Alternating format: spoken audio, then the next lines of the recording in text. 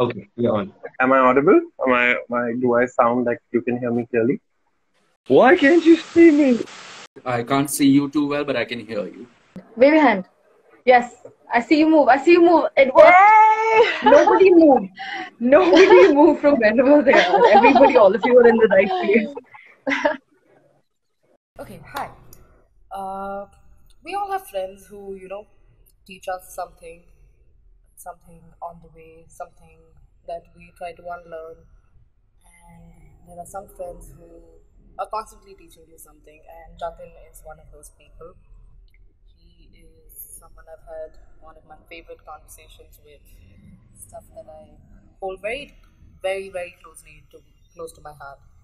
And we're both pretty excited about this. So this is take 23 of Stories with Shastri, and I'm just going to add. Let's see how it goes. Hello. Hey, how you doing? Good. Alright, so it's really sunny outside, so can I do this? Yeah, yeah, sure, why not? I mean, the reflection's not a problem, right? No, I don't think it's a problem. I mean, if you're okay with it coming on the video, then I'm okay with it. Yeah, I mean, I'm cool with anything. Okay. Could you tell our listeners a little more about I'm so this? nervous, dude. Fuck, I'm not allowed. Don't I'm be. not allowed to swear. Sorry.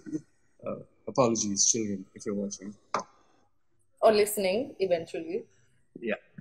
My little brother was listening, and he apparently heard the one on human trafficking. So I was just Well, quite.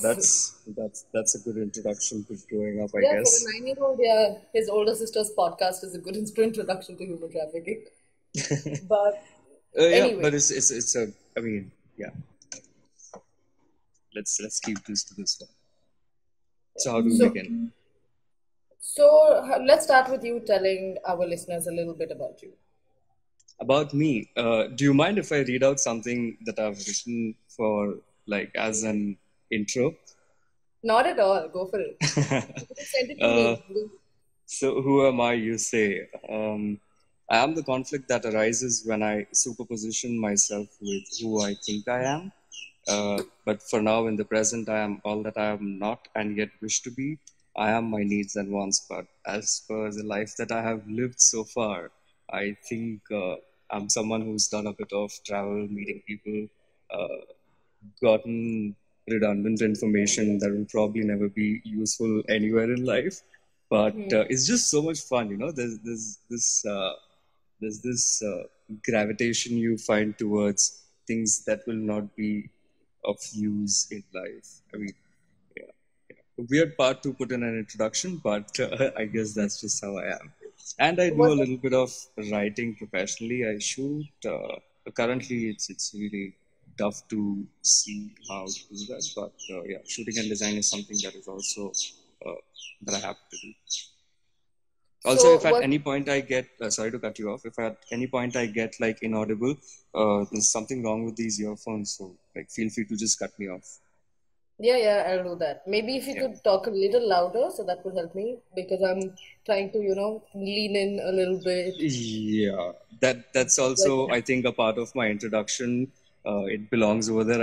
I'm a very soft-spoken guy. Let's just put it I that get way. it. But So yeah, I'll was try the to be part loud. about learning something redundant, was that directed at calculus? No, I never did. But then I find myself watching space videos all the time, and this is something about when you look up on this vast expanse of nothingness and just so much in it that I could care less of what is happening down here around me and rather be interested in like the million other things that are happening outside. And weirdly enough, it gives you um, a very real and a very personal sense of who you are, how you feel, the people that everything. Just there's this a veil of uncertainty is lifted, and you sort of understand things better. So yeah, Right. So you studied hospitality and international tourism. yeah, And I want to start with trying to understand why did you not go ahead with pursuing a career in hospitality?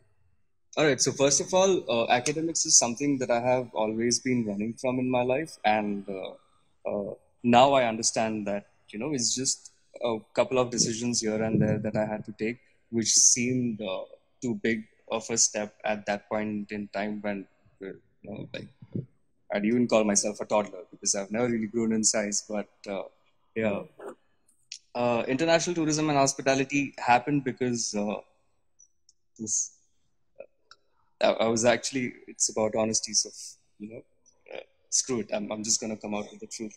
I did not do the degree for myself. I was in a relationship with someone, and she told me that, my parents wouldn't probably accept you without a degree. So just go out and do the easiest Really? of, yeah, that's how I did my Well, graduation.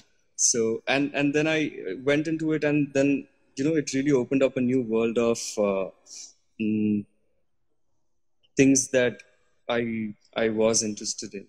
I saw that, oh, I mean, my idea of tourism until I had joined the course was just, uh, you have a job and you have a couple of months, a couple of weeks free in your time, and that is why you travel. Like, what else do you do in your free time? You can't be sitting at your house the entire time. So that is what tourism meant to me, travel meant to me, because that is all I had done with my parents personally. So when I saw how it works and the number of things that are involved, the entire sense of, um, it's an experiential thing, sort of blew away for me. It just became a business, and in a good way and a bad way. In a good way because I found that there were a couple of things that I was interested in. I was interested in writing about places. I was interested in meeting people, knowing more things, knowing more cultures, music, and the list goes on. But it gave me a way to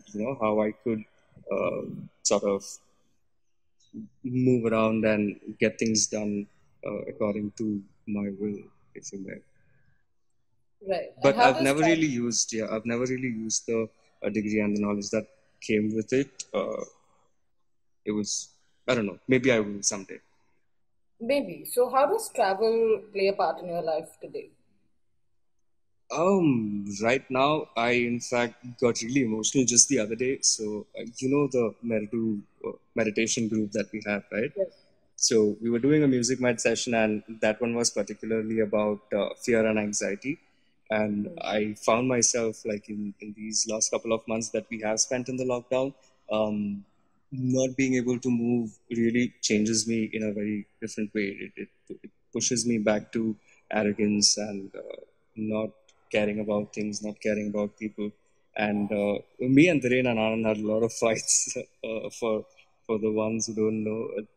They're two of my best friends, and we were living together in the same house, and we kept fighting all the time, and it was quite funny. But then eventually, I realized that it is this emotion that has been keeping me at whole because of this. And one day, I just went and apologized to both of them, and they made us some good food. We ended up having a couple of drinks that night, and then it was chill.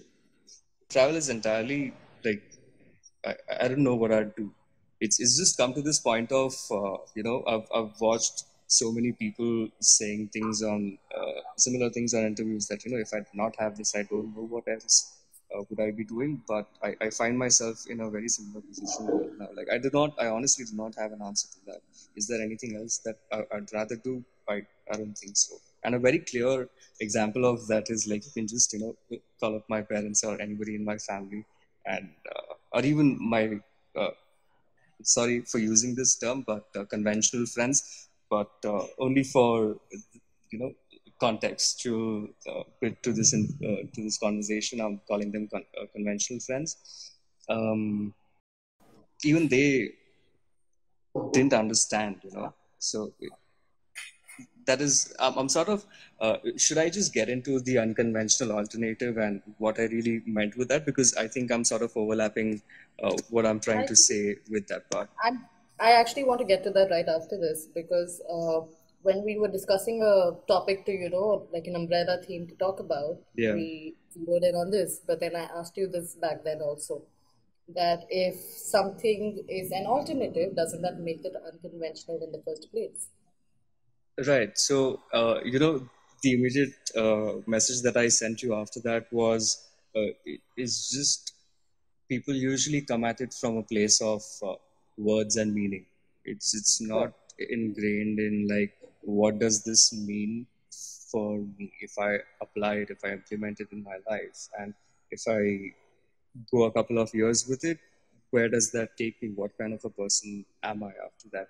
I think a whole lot of people need to. Okay, let's not get into what people should be doing, but that's something that I started doing, and it really the word unconventional stopped making sense to me because a lot of my friends from Bombay are professionally in a corporate sector or in medical or in education sectors, and you know they've found their ways and they've found their meaning by completing the 10 plus 2 that we used to have in Bombay, and it made sense to them. That was conventional, and I don't blame anybody for me not understanding that. It was just my journey, and I'd have it this way if I was to do it again. So, how But do you see convention, anything that is conventional? How would you define something like so that? how I approach the unconventional alternative is like that. Your answer to would you rather be doing anything else is a no. If you have a thought that is if something clicks in your head when somebody asks you would you rather be doing anything else, and if you're really true to yourself about it, uh, the answer should be no. And secondly, it's unconventional because it won't immediately make sense to the people in and around your life. A lot of people, your parents, your friends will be like, hey, so the things that I personally got told was, uh, you're, you're good at math, you are sort of good at English, and the management and logic side of it is something that you can probably ace. So why don't you go for things around that? And It is I one was of like, those aptitude tests kind of thing. yeah, I mean, I don't know aptitude बोलने का क्या बोलने का, लेकिन people would just, yeah, everybody, especially in the Indian culture, people have this sense of I should go and tell this person what is good for him in life. I may not know him very well, but just to sense of what I feel about their lives. So um, uh, I read Yeah, last comment and yeah. I got a little distracted. No, Sorry. that's okay. They come back, we come back. Yeah. So, So I uh, get I that. So, how? Go on, I sorry. have a little bit to add to that. So, people won't immediately make sense of what is going on, but the way you find out how you're being true to yourself and the things that you wanted to do is by finding out that eventually it should and will be understood by everyone. Once you start doing those things, people need to understand that okay, fine, uh, I get why you're not able to get into the conventional side of things. I know now that you're not able to get into hospitality for so and so reason. You don't want to do tourism because it is showed and perceived as something else when you're doing it academically, but when you go out and do it professionally, it's not about experience, it's not about travel, it's not about meeting people, knowing culture. Sure, that is how it is marketed, but like trust me, I've been around the block, and that's not how the corporate meetings go. They're not Yeah, it's not like their we're getting heads paid not to party. exactly, their heads and hearts are not in a place of how can I give this particular individual the best experience in their life if they were to go to a certain place for whatever reason. So yeah, the end point is eventually everybody should be able to understand. Now, I was just telling you that I was talking to my dad, right? So he knows that I'm a little broke right now, and financially it's a struggle. So he knows he's friends with Mr. Narayan Parshuram, who's like the founder of Karate Tales. Do you know Karate Tales? Yes, I actually Yeah. just got a book of for my mom's book club, and it was my childhood, and I was emailing them back and forth. Literally last week, I got the book last week. I read a new book today. Oh, nice. So That's my like. childhood. Yeah. So they were talking about, so my father works at like CFSI, that's Children's Film Society of India, and basically it's a government-owned production house for. I have a take a second to say hi to Anubhav, like heart feelings. So, but yeah, Karate Tales and CFSI is doing something together, and my dad was having a conversation with him, and Mr. Parshuram was like, I had a word with your son sometime back, and would he be willing to do something with us together? And I was like, damn, that's like, and that is when I was That's like, huge. sort of, yeah, making a structure for how I want to do this particular session with you. And it was like one of those life makes sense to you kind of a moment that, oh my God, I'm doing this live session with Sanghamitra right now, and I got this call from this individual. So I think probably offline we can talk about it and see if we can do something together. That would be fun. Karate Tales has, been one of my favorite childhood stories. In fact, my mom and I were reminiscing about it, and we were picking out books for the new year for the kids Mm-hmm. on what we want to introduce them to. And I thought, it's a great time. And so one of the ones that I heard was The Four Friends. I don't know if you've ever read that story.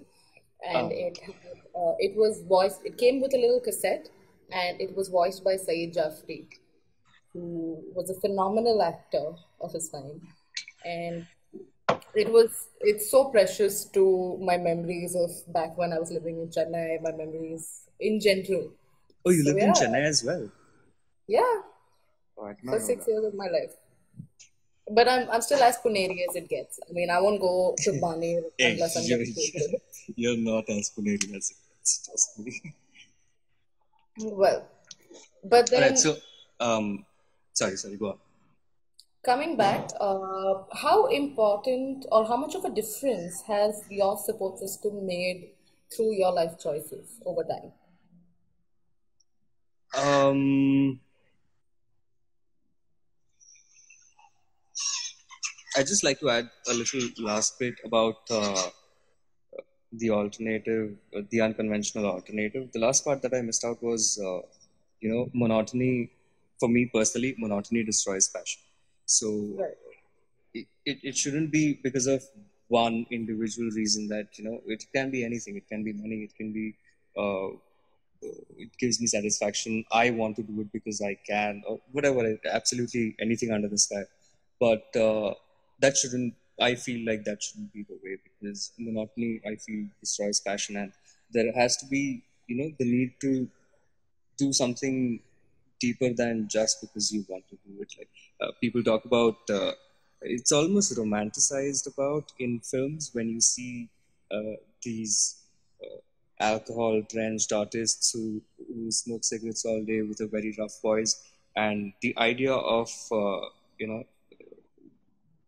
not liked by people generally, and still being able to do things that you want. I think that's a slightly negative approach to an already net negative world that we are. Oh God, Viren is like, speak up. Sanghamitra, tell me if I'm not audible enough, okay? Yeah, you're audible to me. It's fine. Okay, then Go he's ahead. just playing a prank with me. So like, yeah, that shouldn't be the only reason why you're doing it, and you should be able to cut through the ego and do it for more. And because I personally used to have that approach, I used to do photography and writing just because I wanted to and I could. But eventually, when I found my way around it and I started doing it for more things, more people, it was a more fruitful experience personally. Right, but don't you think, creating photographs, making photographs and films for someone else takes away from what you want to create out of it, Sure, I mean, or limits you in some way? yeah, I totally get that. In fact, me and Anand have that conversation all the time. Anand is always on the lines of, if you're doing it for money or any other motive, it's not. It stops being art at that point. And I have always,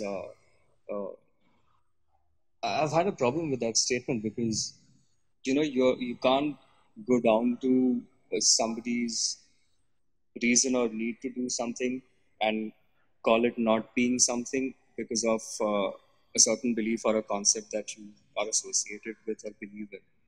That to me is a little, I find it to be a little selfish. So, that's That's not You know, how it makes sense to me. But if you're doing a that's project with, something you taught me too, actually, because I don't know if you remember the conversation which I keep bringing up about how you taught I me to remember, not use the word I hate something yeah, or say ew to something.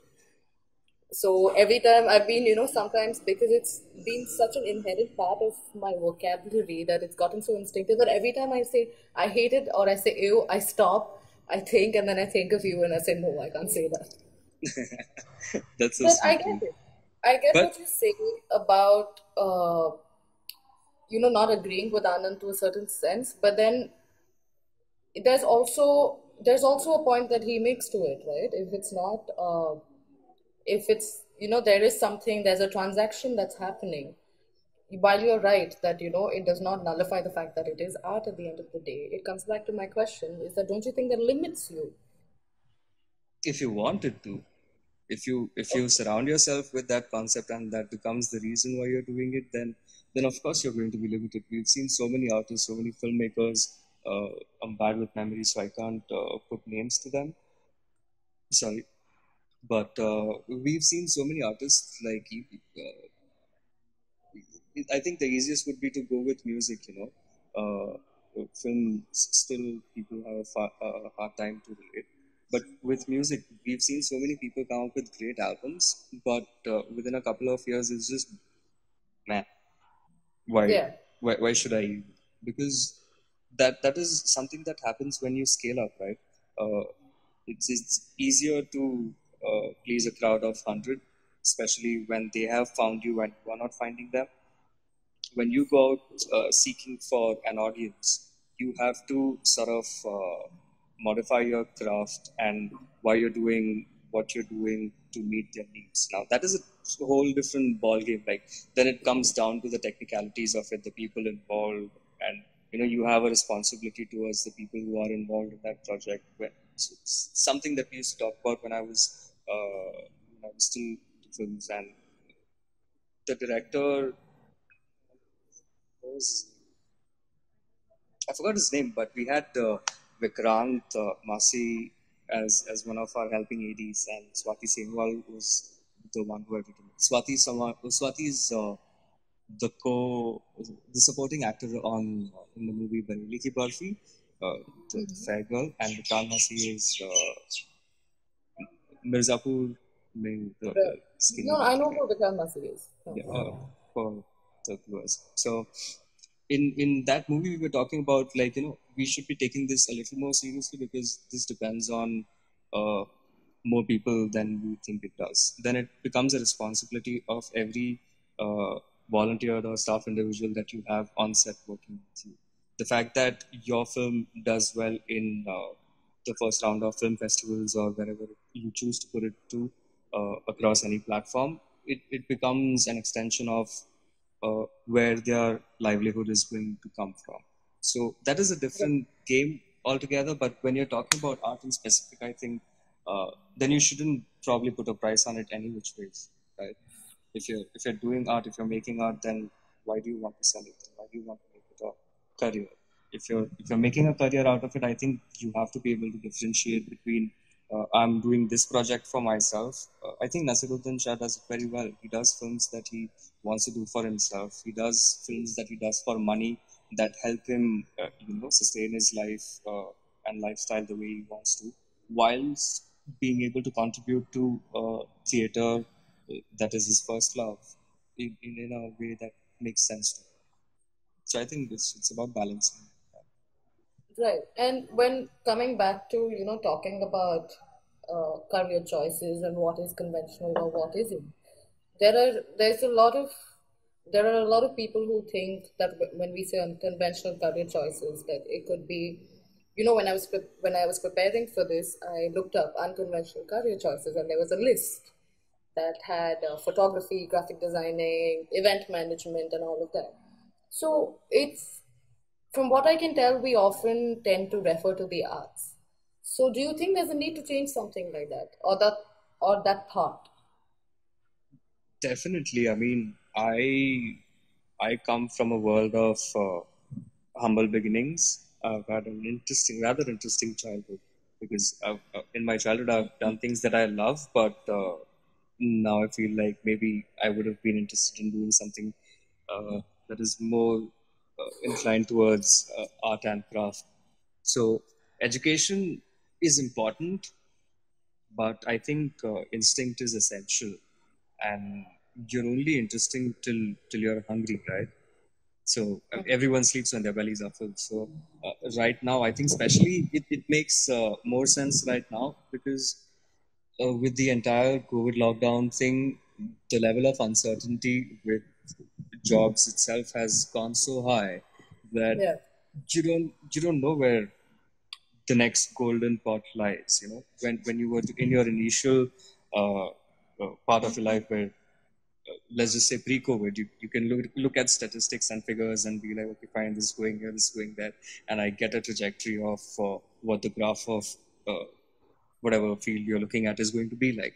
But right now, I think having a qualification for a job is not really the gateway or the path to an optimum experience.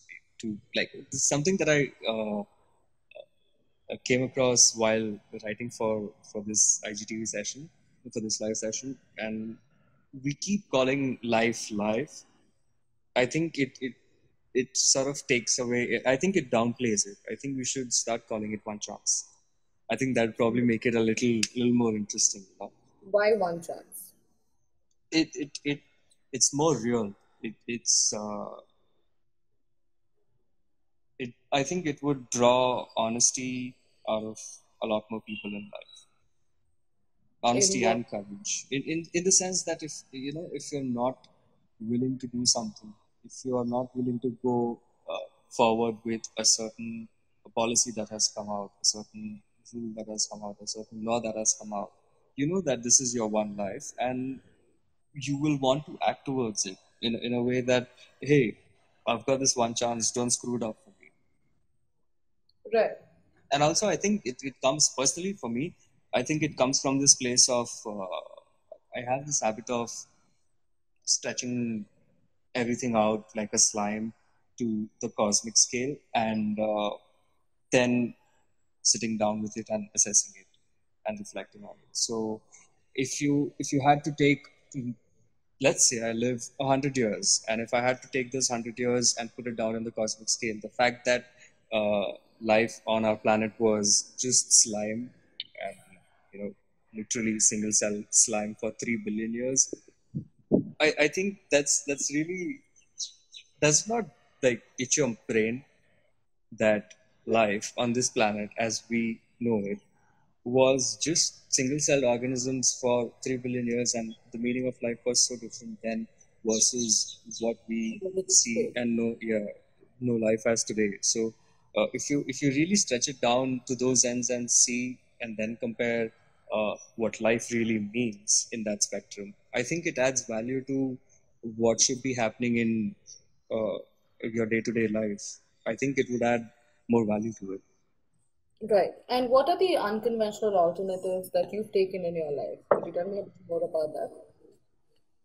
So I've always believed that your skill set has to be diverse and honest.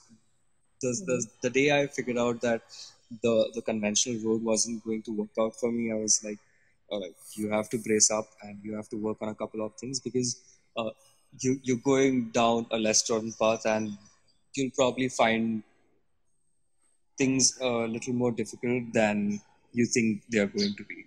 So that is when I started working on my writing skills, and I showed it to a couple of people. I showed it to a really good friend of mine called Ronit, who he's probably the most literate person I know, and he reads like 5-6 books in a very very short time. So I showed it to him, and he was like, "Yo, there's really something over here, and you should work towards it." So that really fueled my passion towards it, and I was like, if this person that I have known for a very very long time in my life thinks that I'm adding certain value by putting a bunch of words together and framing it as a concept, then yeah, that's I think a game that I would like to play and get paid for it, because then it wasn't like you have to sit down to work. Then it was just like, where's your next experience?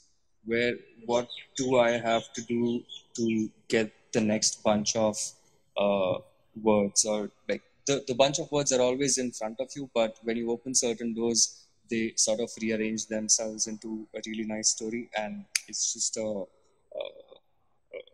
hurrah moment, and that's something that has been my way of working. Like that's my process. I don't really get into, okay, fine, this is what I have to write, this is what I have to do with this particular individual. It's never been like that. Even when I was in Northeast,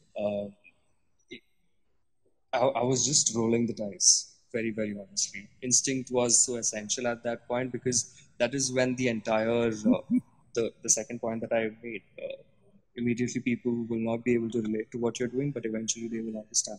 So when I was working with Camping Co in Northeast, and um, I started doing things, there was this sense of liberation from a lot of things. And even though people that I was working with, right, I'm working with them, but there's the sense of liberation at the same time, that you're not bound to any concept over here. This is a place where you can try anything that you think should work, and if you have a good enough reason why it should be, I think it gets passed on as an idea. So I did that, and I think there was this constant sense of bombardment of the concept of death. If you choose to live another day, if you just want to live tomorrow, I think the world that we are right now living in, you will have death, even if it's just one day, right? So you have to, if you see yourself like, standing in a sea, you float, you're standing on top of the sea, and you have to jump from one rock to the other. So if you're talking about skill set, I see right now, post COVID, I think it is very important for people to have more than one skill set. So you have to be able to jump between those rocks in order to not, fall into the water and collect yourself some there, because you are going to be living, and that's how life will go on. But the airtime that you have from one rock to the other, I think that particular thing is, how do I put it? Your airtime or your jump is directly proportional to how good you are at your skill set. So if you're good at something, if you've done photography, or say, let's say, you've done writing for the first 6 months, because photography and festivals are a little low, I think, in the first 6 months, and in the second half of the year they really pick up. So if I'm a really good writer, I should have done enough work in my first 6 months for me to be able to spend 1 month in the air towards jumping to the rock of photography and sustaining the rest of my year with that.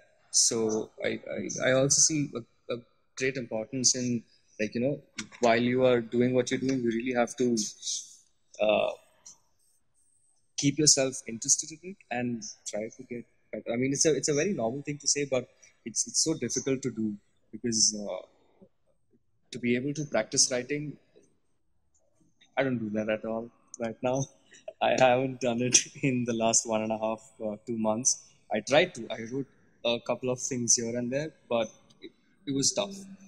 It was tough to sort of maintain that headspace and be creative and be productive, and get the entire Also idea of, consistent, I think. yeah, I of mean, course.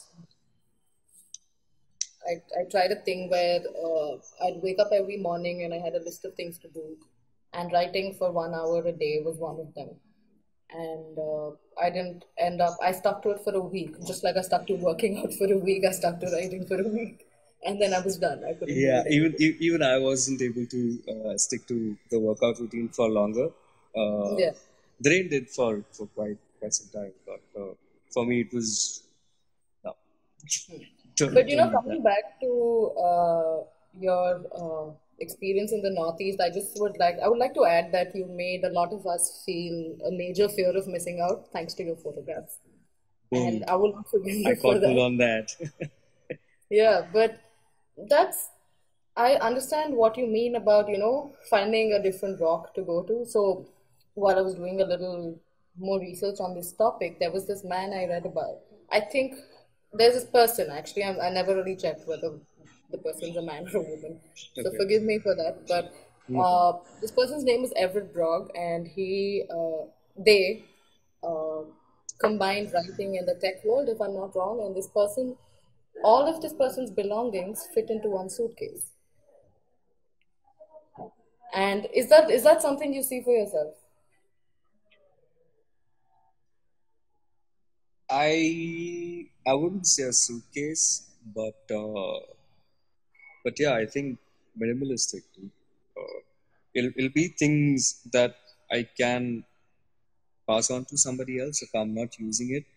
I think Right. that is what my idea of a possession is. I don't I'm not into I'm not behind getting a house, getting a car. I am because I want to travel, and I think now having a personal vehicle is more important than ever. So the entire idea of public transport has really gone for a toss. I'm sure the folks, wherever they make their policies, will find a way around it. But until that happens, you need to have something that is of your own that gives you the liberty to move wherever you want. And I actually lost my train of thought. Can you? That's okay. Can, Sorry? what was your question? Where were we going with this? My point was, what do you see yourself as someone who Oh, would, possession, right? yeah. Belongings. So no, not a suitcase, but with very few things. I don't find the need to hold up on a whole lot of things, but just essentials too. Things that help me travel. Like if you ask me right now, if I had if you started a company and if you gave me a job of traveling all over India, I think things that I would carry as possession would be my art supplies, a camera, food supplies, survival essentials, depending on how far into the interiors I'm going, and a Bluetooth speaker, Hmm. hard drives. That's What it. about your phone for the music? Uh, yeah, I mean, music is something And that. what do you do with the Bluetooth speaker otherwise? Yeah, I mean, of course, I thought the phone was like a default. Hmm. Has it not become an extension of ourselves already? Oh, yeah, that's a nightmare. But okay, coming back. Hey, I'll So send you just because of that reaction. I'll send you I'll send you a really interesting podcast that I heard recently, and it's quite something. It's the first time even I used to have the same reaction to technology heading in that direction, but it's not as bad as we feel. I'll send I, you that let, link. let's hope not. I'm eager to hear that. Yeah. So, one of my biggest fears in life has been, to be the jack of all trades and the master of none. Hmm. Simply because I haven't had a conventional route towards what I wanted to do. Simply, it's been so varied since I was 16. So it's always that fear that, okay, I'm a jack of all, I'm a master of none. Yeah. Uh, but what do you think about something like that, about that phrase in particular? I feel like it falls perfectly with something uh, mm, that I wanted to read out at the end of this particular segment. Uh, is the poem? It's a poem that I had written. It's called "Things Can Be, But You Must." So it doesn't entirely answer your question, but I think it sort of it tackles the idea of where that chain of thought goes. So I wrote this. When did I write this? I think I was. So most of the work that I've written has come from like really weird places, and I must have been probably drunk somewhere, and I get back home and I'm not feeling sleepy, and I cannot say what I did next, but I did something that really churned up the the creativity in my head, and Yeah, you had a sandwich, didn't you? yeah, and I just found these bunch of words coming to me, and this is what I ended up writing. So it's called "Things Can Be, But You Must." I close my eyes and I see a place here. Things can be real, as I'm not. Friends can be demons, enemies might be angels, flowers might be harsh, even soft pillows kill. Gods can be cruel, the devil may teach you to love. A song could be the trap, the cage could be your freedom. Hearts can be empty when a mind is full. Failures are foundations if we don't stop to soul. How can a soul be fulfilled without a skin to contain? What good is winning if you're fed up of the game? I betray myself and honesty looks me in the eye. It reveals that life is finite. The universe is darkness with little blips of light, a portrayal of life itself in the dead infinite. I open myself and I see a place. Here things can be difficult, but you must be happy, for you are real as you are. I like that. So, I think it's we stress a lot on the part of wanting to be something, and if I am that person or not. That is how I ended up introducing myself in this session. But I think we should be a little more, as Anand says. So, uh, for a lot of people, you've heard Anand's name quite often, but in this conversation, but you don't know who he is. He's a really dear friend of mine, and he's a psychologist. And he says that we give ourselves too much importance. We are too full of ourselves, and I think that is right. We have to go a little easy on us, like. If you want to be a jack of all trades, go be it. If you want to be a master of something, go be it. Just there is a process, I think, that goes around it. You have to research your life and find things that you are into. You have to research those things that you think you are into, then try to build a small self-sustained communal structure around it for yourself and hopefully for some other people around you. I think that makes for a more intimate and secure life cycle for everybody while creating more opportunities for people who wish to be a part of it.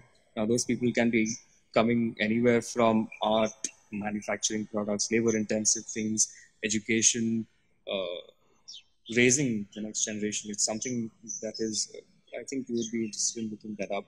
I mean, it's a nanny. It's a nanny's job, but it's a communal nanny. So everybody in the community is a nanny, and everybody has the responsibility of raising children. It's not just your parents who are responsible for what you turn out to be. So I think it's a really deep question, and you can't answer it in a simple way. I feel. Uh, Yeah.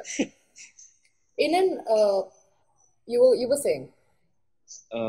that and then it sort of now that I think about it, I think if we had more people who were doing this, it would also decentralize uh, dependency, Right. right? Like And you see dependency on what exactly? dependency on anything, I mean it can be food, your produce, right? It's something that is really picking up. People are really getting into hydroponics and farming, and the entire permaculture thing is blowing up. More and more people are interested in, like, it's an institutional void. An institutional void is something that it stands between the ideal interaction of a buyer and consumer. And if you are someone who wants food, you should get food. Why should it be that you have to go through an entire process of yes, we've been taught certain things in our conventional knowledge, in our academic circles and in our social structures by people that everything around you exists for a reason, and that is how it is and it is going to be. But I think if you just put in a little more research in, as I said, about your life, the things that you are interested in, I think you will find ways to do them in much more conventional, efficient ways. And weird how conventional slipped out of there. You'll be able to do I it think in. it has a lot to do with conditioning, maybe, that we're trying to unlearn consciously. I get it. Yeah. I get what you're saying. So, in an alternate universe, which isn't, driven by, say, your merit, I mean, your academic merit, your grades, or your bank accounts, what do you think would be the unconventional alternative there?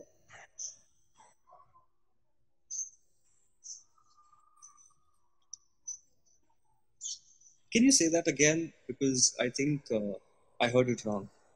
So, in an alternate universe, which is not driven by your academic merit or your professional merit, when I say professional merit, I'm talking about the Mhm. conventional jobs that we see today, uh, or your grades in school, or your marks. Like you said, when you were younger, you were told to, that you were good in math or you were all right in English, and that a management route was good for you, or an analytical route was good. So, in that alternate universe, what do you think would be the unconventional alternative? I think in a world like that,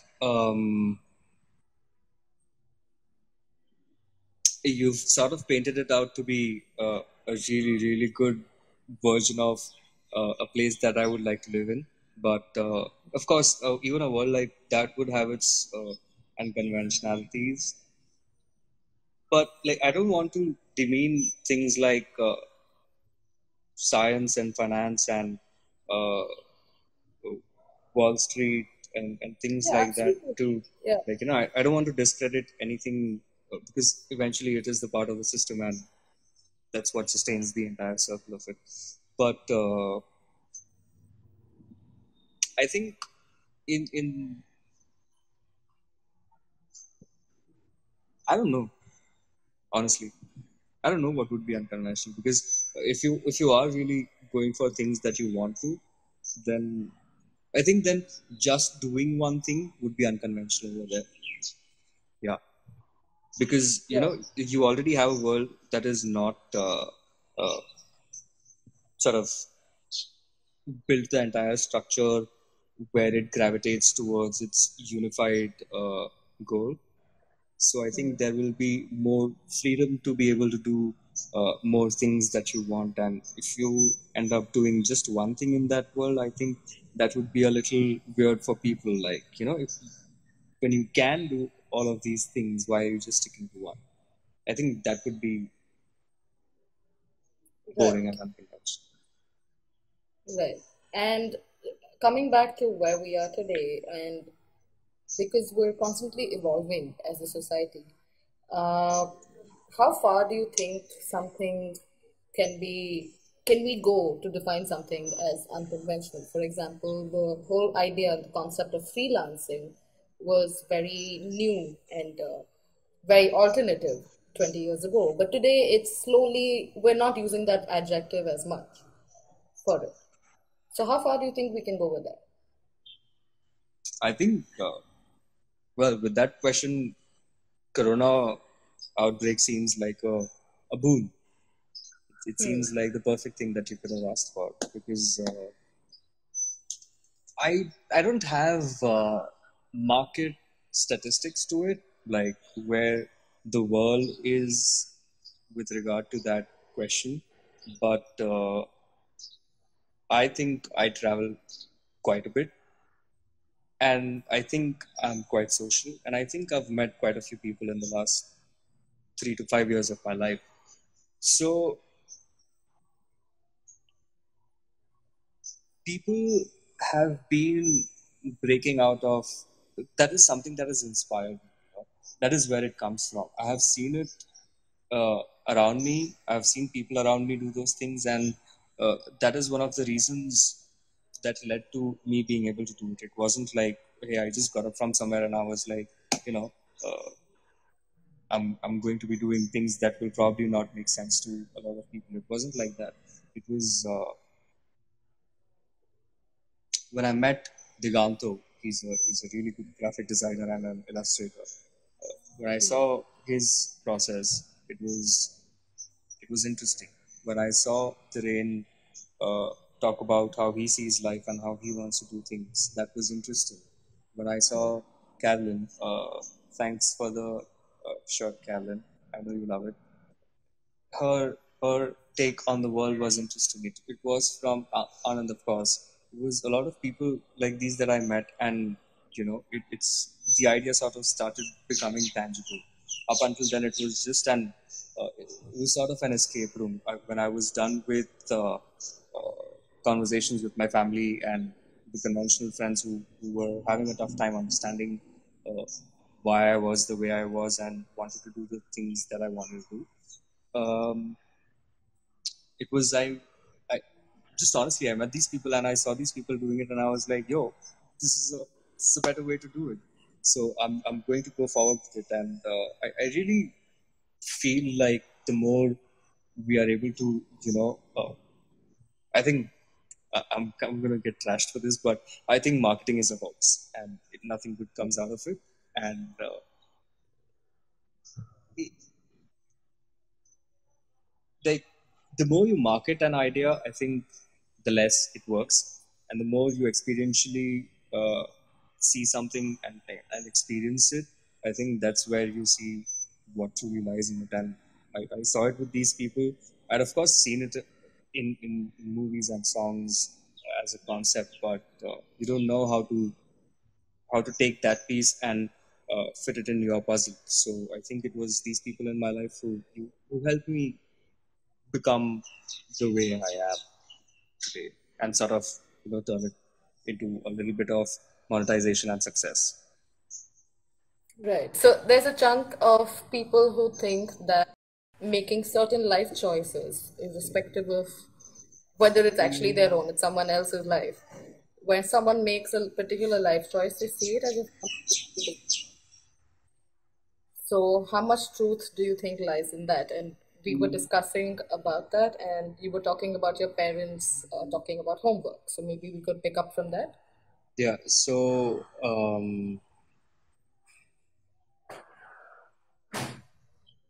linking up two conversations is something that it's not something that I'm good at. But okay, here goes nothing. Uh, I I lost my chain of thought It's again. okay. Can It's you okay. just repeat that question one more time, one last time? Yes, absolutely. So, there is a Escapism, truth, got it. Huh. yes, Yeah, sorry. Yeah, so I think I said, you do you if you feel like it's something, change that needs to be made in your life, and you see value on the other side of the field, by all means, go for it. And, if it makes sense to you, do it. You should also realize that you will have to hurt a couple of people in this process, and they could very well be your parents and your close ones. Um, and I think you shouldn't look back once you've had that chain of thought. Like, it's these thoughts don't usually come to happy people who are really satisfied with their life. So if you've had that thought in your head, there is a need for change, and you should go for it. And cool, man, if a small bunch of people are going to be mad at you, by all means, like, be my guest. And I don't really think it's escapism anymore. If you look at it this way, I think you're working towards building a life that makes sense to you. It's not that you're running away from so and so because it makes you sad, it makes you angry, it makes you confrontational or whatever. I I just feel like yeah, then it's not escapism. I think it's just that you don't like it here, you want to be somewhere else, and you have to make that journey. right. And how big of a difference do you think our education system makes when it comes to teaching us what is good for you or what will bring you that sense of balance or stability? How important do you think that role is? So I think, like, I'm not the best person to talk on education. I certainly have my opinions on it, but I I don't know want those. how. I want the opinions. Because that's why you're here. All right, Yeah. it's okay. Anyways, so I think it is quite corrupt, the situation, the entire academic situation right now. You're not teaching children because you want them to be educated. It's because you are a part of a certain system that has to create individuals that are really good at something. That something happens to be things that gravitate towards the success of the system that you are living in. be it capitalist, communist, whatever. But whatever system it is you're a part of, your education system is like a direct reflection of it. And right now we're only generating people with a bunch of skill sets to go out and live their lives to contribute towards what they say is uh, uh, a world for everyone, but rather it's Yeah. just I don't mean to sound negative towards the people who must be at the higher top, because that's not how I feel about them. But people here on the everyday lives, when you talk about academics, I see a lot of teachers. I have friends who teach, and a lot of them don't do it because they want to educate children. They don't do it because they see a common good that could come out of something like this for the society. I think it's something that is just being done to fulfill the mechanism of the society that we are a part of. So it's something that I was just talking to Anand yesterday. Symbiosis has started their interview rounds for people who want to study over there. And Anand said that, I want to this entire system based on merit. Uh, you interview hundreds of people, and then after that, you have a batch of like 20, 40, 60, whatever odd number that is, Yeah. or whatever even number that is.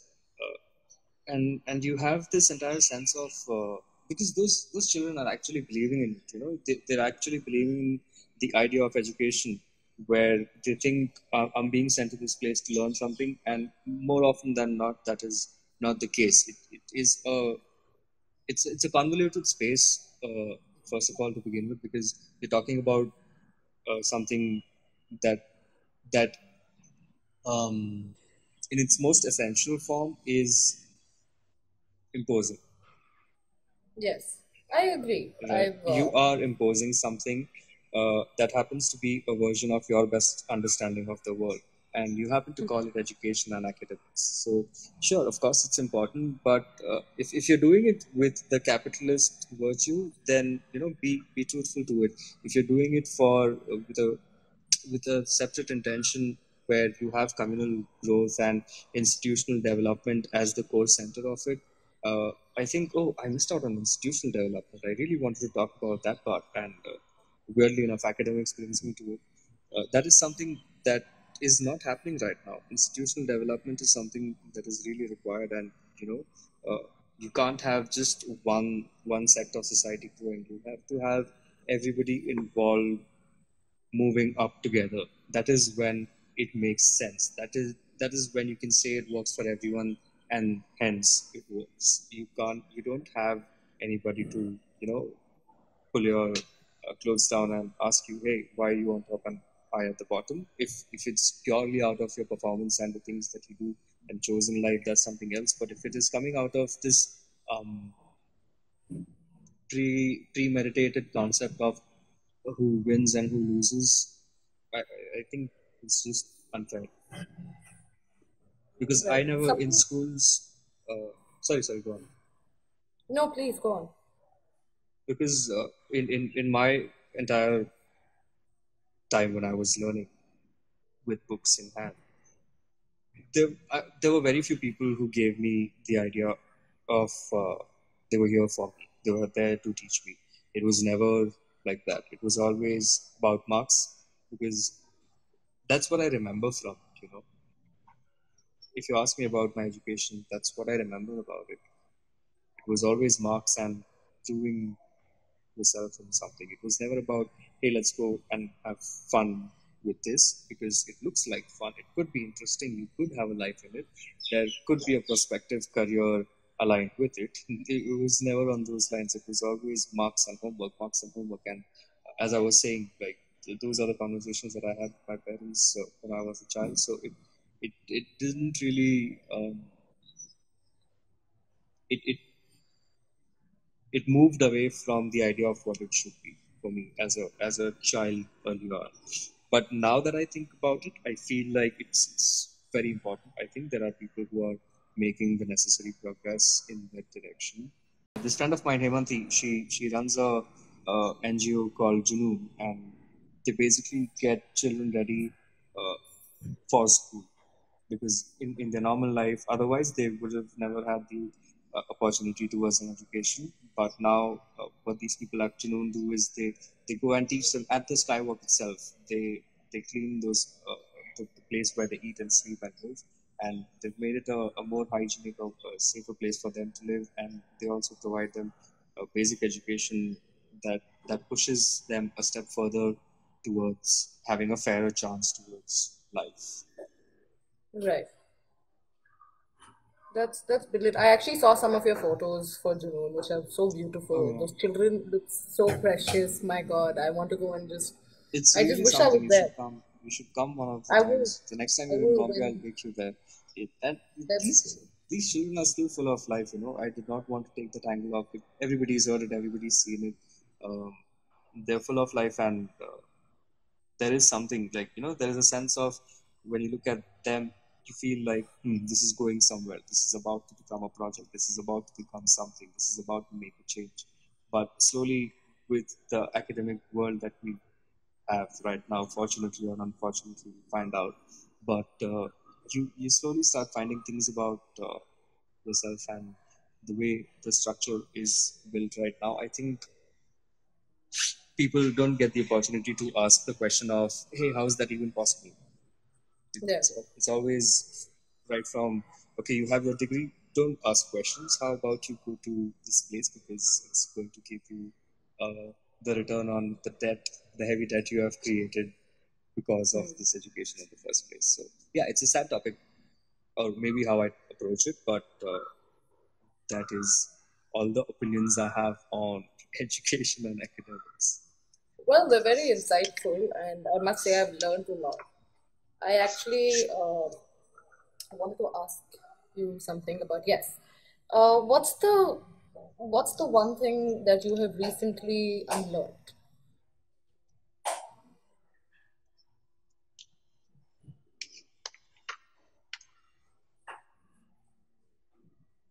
The way I was making friends. And what about it did you change? Earlier, it was about having a good time in the moment and never think about, an individual is so and so is not politically aligned with how I feel about things. Is not. I knew that was coming up. Is not politically aligned. I couldn't help And it. just as I said that, Karen also joined the conversation. Yeah, um, so what was I saying politically aligned, before that? individual, politically aligned, good time in the present.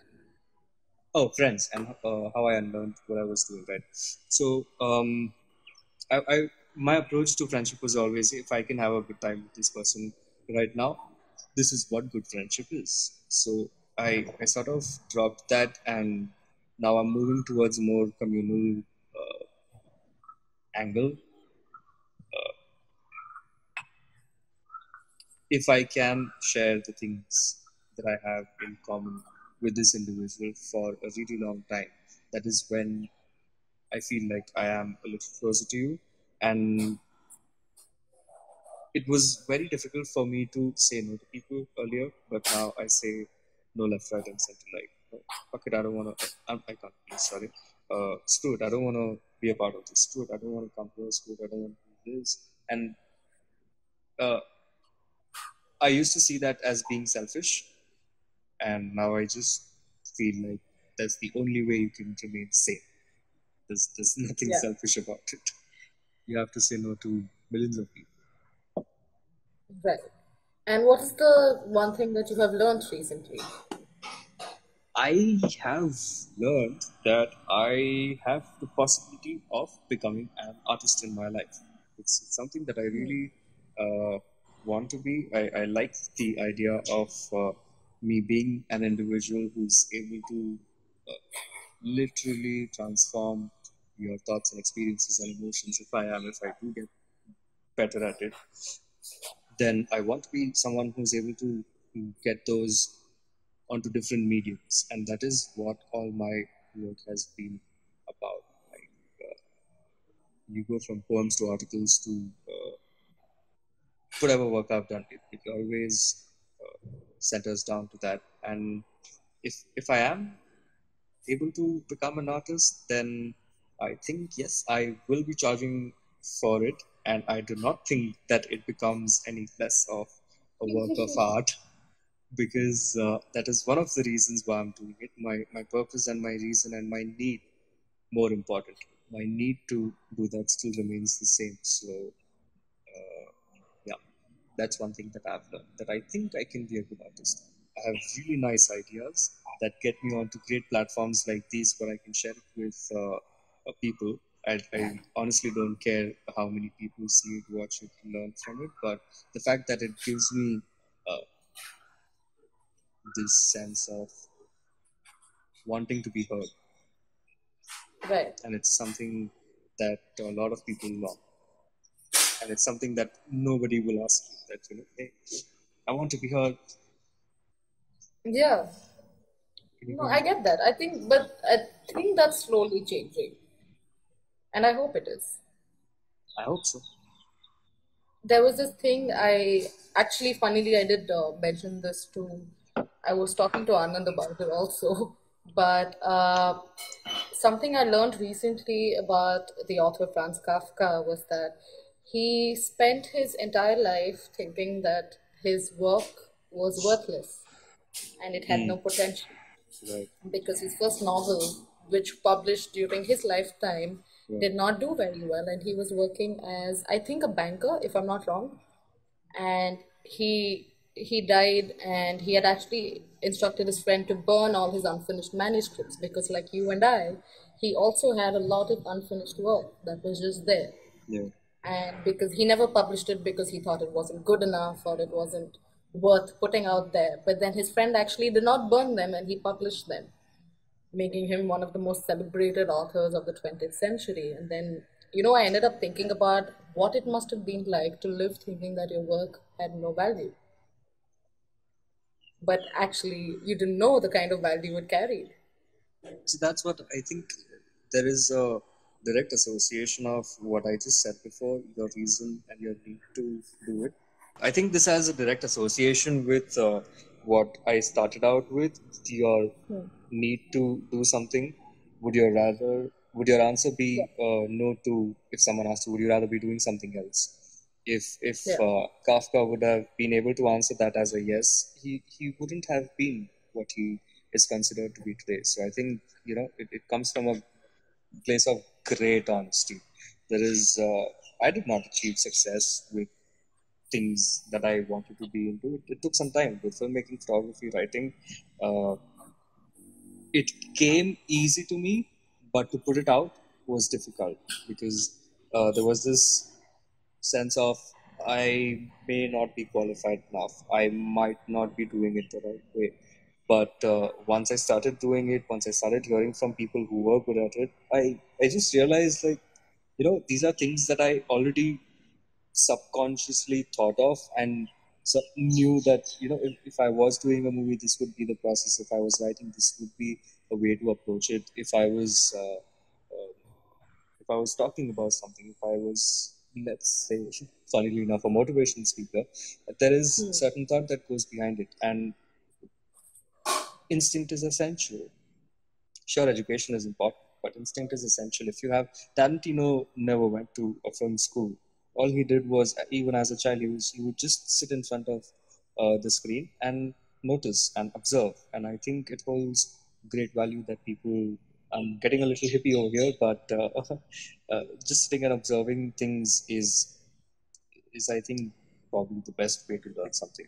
Because through Instagram, I followed so many people who were doing art and photography, and I just, without a spoken word, without reaching out to them, I could see the process that went behind it. I could see that, okay, fine, if you have I shared Damon Baker's profile with you?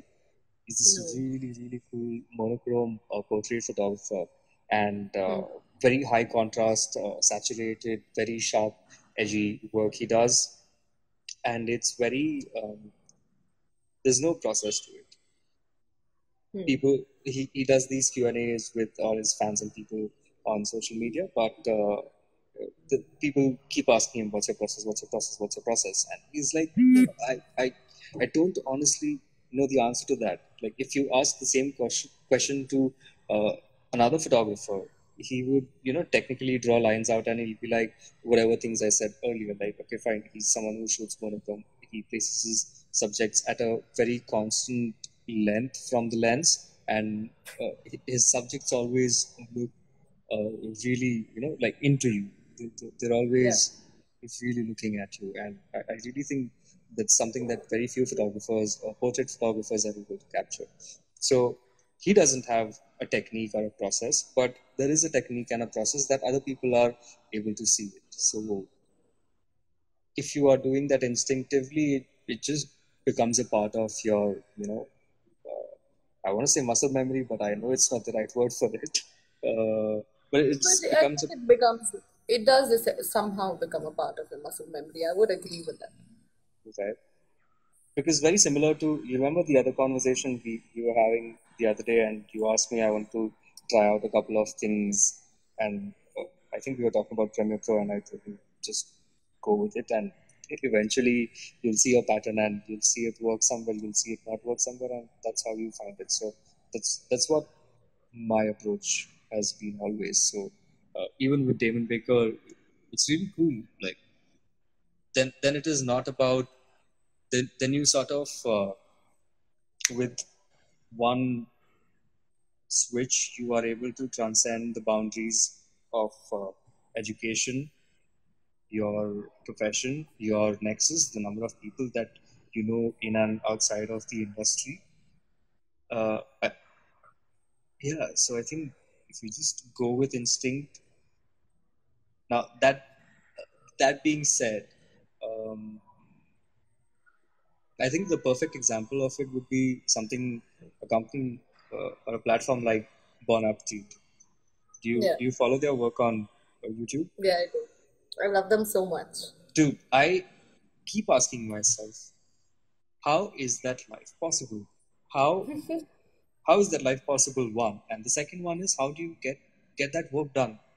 That amount of work that well. I think that is work of instinct. Yes, of course there is technique and like very heavy um, production That goes into it, yeah. key cheese involved in it, but they're doing it out of instinct. They're doing it because it is them, and that's the only way they could do it. It's not something that you've learned in a place and you feel like, yeah, okay, fine, I think I'll make enough money from it. I think I'll get enough fans from it. I think my work will become so and so from it. So I want to do it. I think their approach is more towards, hey, I think I'm going to have fun in this. And you can really, that comes through. When you've had fun doing your work, I think it really comes through. Right. There are some people who are very comfortable with the monotony. Are they? There are there are who are very happy with the monotony. They don't want to. I think that is their comfort zone, and they're very okay not crossing that.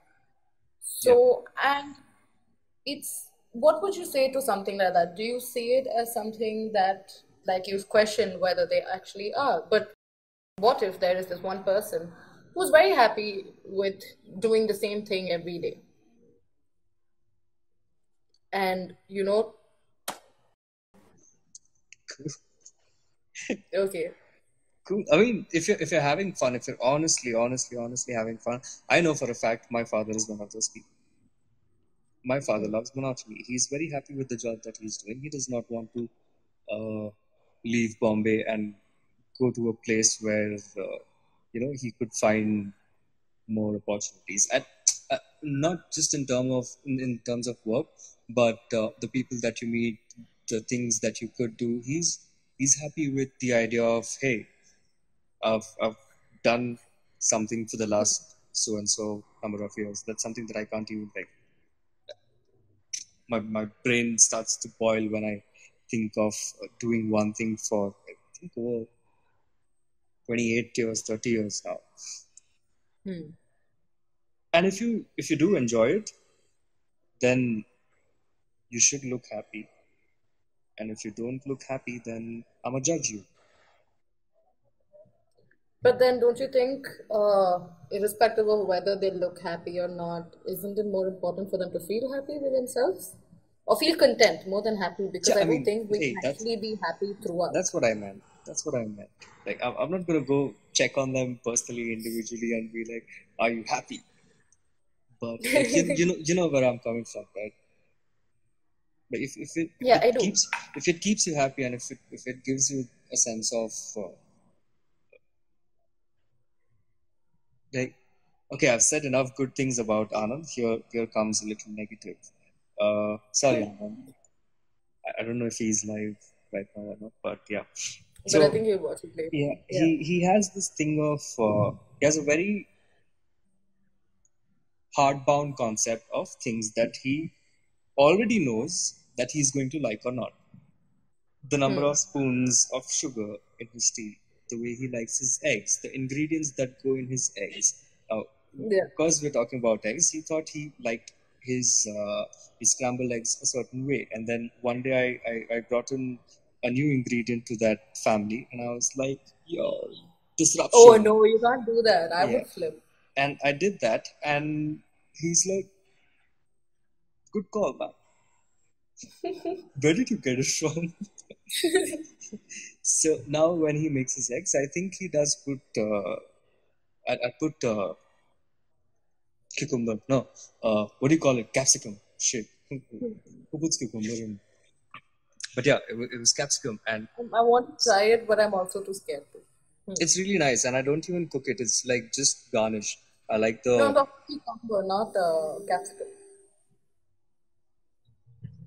yeah. I'm contemplating it I now. knew the rain was right about your food choices. Yeah. Go ahead. But yeah, so that's why was I talking about Anand? Yeah, so there might be people who think they know what's best for them. That could be me right now, who thinks that going down the unconventional path is best for me, where it may not. And I'm open to that possibility. So those people also have to be open to the possibility of, maybe it is not this way. Maybe I should. I think before you come down to the possibility of just being okay with monotony, and telling people that okay, fine, I'm happy with my job and doing the same thing over and over, I think you should give something else a chance. I think you should take that risk, because unless you unless you've done that, what are you talking about? Right. And are you able to differentiate between your needs and wants with anything in life?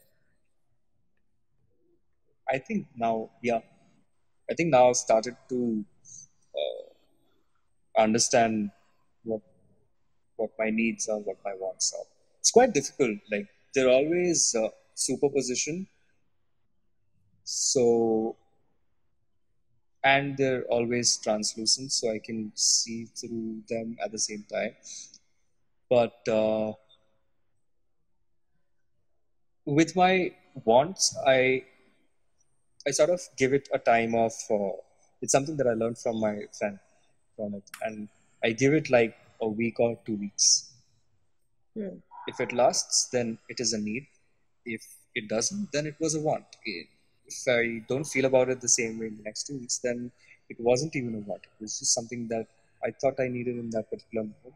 And me wanting to get it would involve time and effort for me going into a certain direction and getting it. Whereas now that I have given it some time and sat down with it for 2 weeks, I know that it is uh, neither of those or probably one of those. Right. But that's a good exercise to have. I've never considered, giving it a week and then doing it. But did the lockdown bring that about for you? That realization, No, or no, is it something you had no, no, earlier? no. This goes way back. Like there's this local bar that we catch up at. Me and my school friends, school and junior college friends. So we keep talking about these things, and he would constantly keep buying things that he did not need. And Right. then he was like, "Hey, I think this wish list is a good place to store it for 2 weeks and then see what I feel about it. So he would keep adding everything that he thought he needed or wanted to that wish list, and then he saw uh, if he really needed or wanted them or not.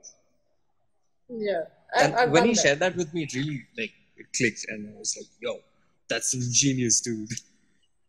Yeah, And it that's how probably I is. sit with my needs and wants in my life now. I think, or I'd like to believe. Okay, do you want to leave me with some concluding thoughts?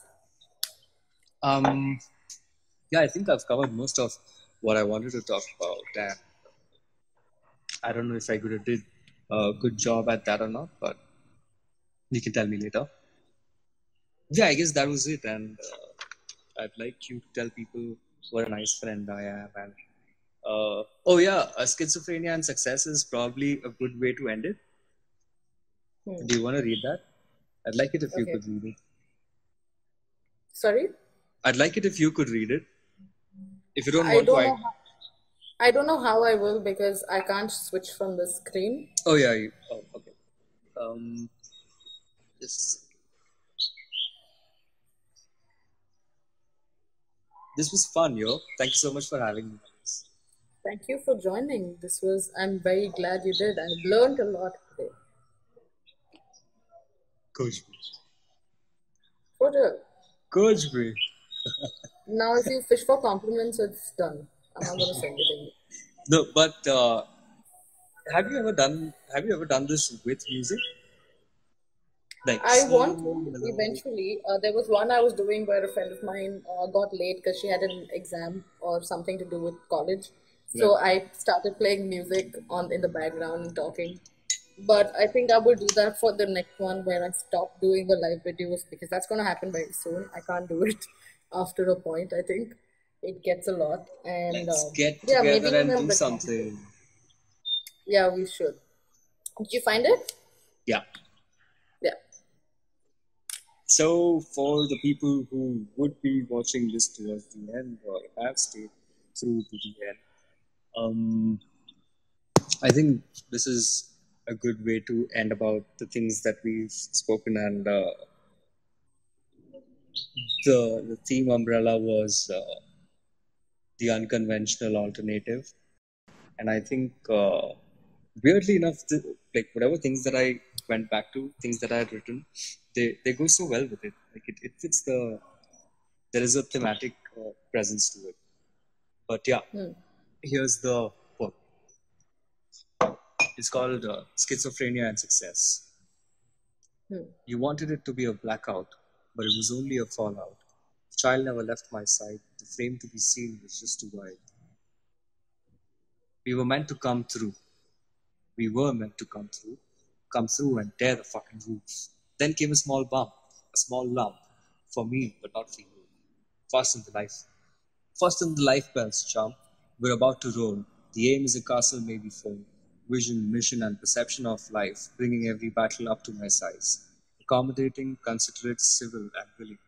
Put those throats down and bring them to a knife. Doubt and logic, both of them came through. Line down the ears and show me reason. The souls think it's imperative, each brick laid out like narrative. Closure and everything comfort, bottling the truths like a ship on fire, jump first. Be a child, be your own soul. You're only 3.8 billion years old. Try that belief and give it a chance. It could lead to a life much more enhanced. Killing and weeping and mourning to life, maybe this is the path to their heavenly disguise. A disguise of disgust encroaching the world, the meaning of a random life you strive to find. It may just exist in your tiny mind as you are living in their world. Let it fall out and the world judge. Smear it in ideas and become a smudge. Let it go and let it be, we're still young. 3.8 billion years from now, this thought may be shunned. Come out and fight it, it comes from within you. Kill them and light it. This is you, this is us. Live it and spread out. Be the light in this blackout. It's just once. I love it. It's really nice. I actually am surprised I did not read it earlier. I think I probably met you much after you wrote this, a few days after you wrote this. Yeah, I think this was like before This was I March last year. started I mean, you coming put here. the quote. Yeah, before I started coming to Pune regularly. Yeah. hung out. But thank you for joining me, and I hope you had a good time. Thank you And so much I for having me. It was lovely. It was. I feel like I have made it in life, and I'm gonna go and have a nice chai with this beautiful sunset now. yes, I hope you do. Here's a view for you. It's very pretty. I love it. Good clouds. I Good miss that clouds. balcony so much. Come over someday. But Whenever you're free. I will Come when over. this finishes. Probably month end. We will. I will be going back to Bombay, but oh, we can take this offline. But hey, thank you so much Yeah. for having me. It was really nice. It was good to be heard. It was good to talk so openly, and I hope we can do more of these. I hope so too. Maybe for the next one we'll do one more, which will be recorded, so it'll be less pressurizing to be live. I Oh guess. I yes. hope. Oh yes. Okay, see you. All right, Sangha. Thank you so much. Thank you everyone who Thank watched, you. and bye bye. So that was Jatin, and I hope you guys enjoyed this session. There was a lot for me to learn, and I hope you took something from it. I hope it gave you a fresh perspective of your opinions because Jatin has that effect on people. And yeah, this was take 23. If you have any feedback, please feel free to let me know. If there's someone that you think I could bring on, please let me know, and I will try to make that happen. And I will see you on the other side.